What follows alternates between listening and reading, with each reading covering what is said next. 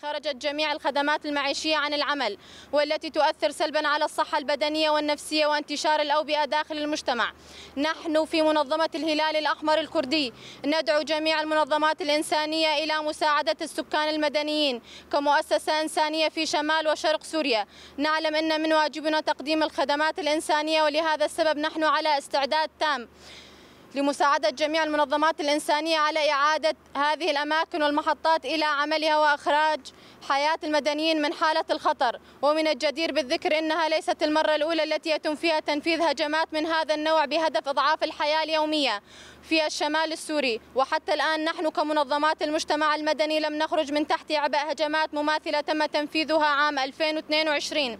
إننا ندين هذه الهجمات وندعو جميع المنظمات الدولية والدول إلى العمل على وقوف هذه الهجمات والقيام بواجبها الإنساني.